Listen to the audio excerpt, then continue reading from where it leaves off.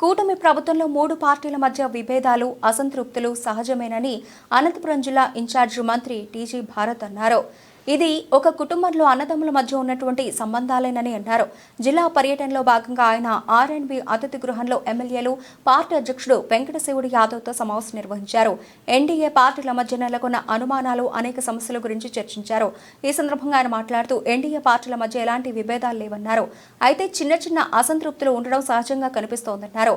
June నాటికి nominated పోస్టులన్నీ భర్తీ చేస్తామన్నారు. వైసీపీ నాయకులను పార్టీలో చేర్చుకున్న అంశాల మీద కూడా మూడు పార్టీలో అభిప్రాయ భేదాల్ని మంత్రి టీజీ భారత్ ప్రస్తావించారు.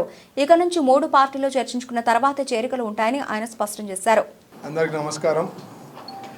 సో బేసిక్లీ ఈరోజు ఎమ్మెల్యే ఎంపీ గారు, తర్వాత మా president Anantapur district Telugu Desam party ND alliance partners in-charges వాళ్ళతో డిస్కషన్ జరగడం జరిగింది. సో బేసిక్లీ 10 months అయింది మన ప్రభుత్వం వచ్చి. సో ఎక్కడ ఇష్యూస్ లేకుండా, కార్యకర్తల దగ్గర కూడా ఏం ఇష్యూస్ లేకుండా మూడు పార్టీలు కలిసిమెలిసి ఇంకా ముందుకు ఎట్లా స్ట్రాంగ్గా రేపు వచ్చే ఎలక్షన్స్లో ఎట్లా బాగా చేసుకోవాలా, ఏమైనా ఇష్యూస్ ఉంటే సార్ట్అవుట్ చేసుకునే దాని విషయంలో ఈరోజు డిస్కషన్స్ జరగడం జరిగింది. సో జనరల్గా ఒక కుటుంబంలో 4-6 మంది ఉన్నప్పుడు కూడా చిన్న చిన్న ఉంటాయి, అది పెద్ద ఇష్యూస్ కాకుండా ఎప్పటికప్పుడు మాట్లాడుకొని మనం సాల్వ్ చేసుకుంటే ఎప్పటికి ఏం ఇష్యూస్ లేకుండా ఉండేదానికే ముఖ్య ఉద్దేశంతో ఈరోజు మీటింగ్ పెట్టడం జరిగింది. సో సమస్యలు, ఎమ్మెల్యేస్ దగ్గర కొన్ని ఇష్యూసు, లేకపోతే ఎన్డీఏ పార్ట్నర్స్ దగ్గర ఉండే ఇష్యూసు వాళ్ళతో మాట్లాడుకొని అన్నీ సాల్వ్ చేసుకోగలిగినాము. కలెక్టర్ గారితో కొన్ని ఇష్యూస్ మాట్లాడేది ఉంది, ఎస్పీ గారితో కొన్ని ఇష్యూస్ మాట్లాడేది ఉంది. నాకు ఏదైతే దృష్టికి తెచ్చారో అవన్నీ కూడా మాట్లాడి సాల్వ్ చేసుకునే విధానంలో పోతున్నాము.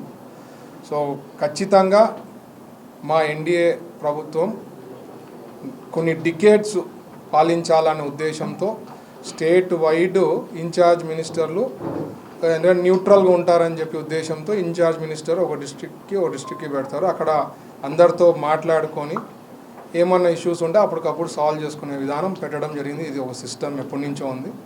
So all is good, no issues.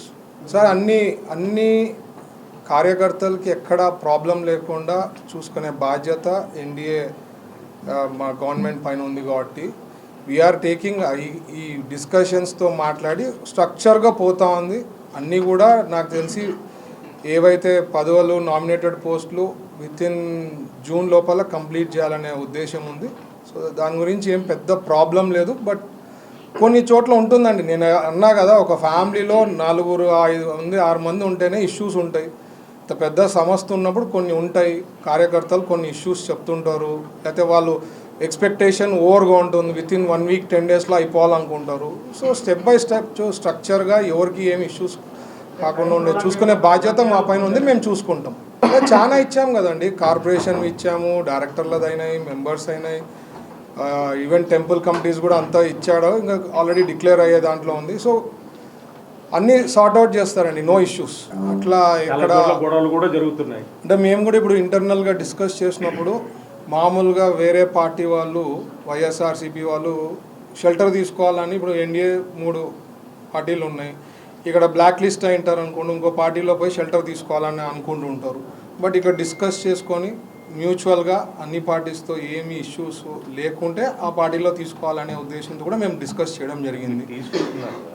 అంటే తీసుకోవడం కూడా అది జరగరాదు, యూనిలేటరల్గా పోరాదు, చెప్పా పెట్టకుండా తీసుకోరాదని చెప్పి కూడా డిస్కషన్ వచ్చింది. అది కూడా సార్ట్అవుట్ చేసుకుంటాం. అట్లాంటిది ఏమన్నా ఉన్నా కరెక్ట్ చేసుకుంటాం.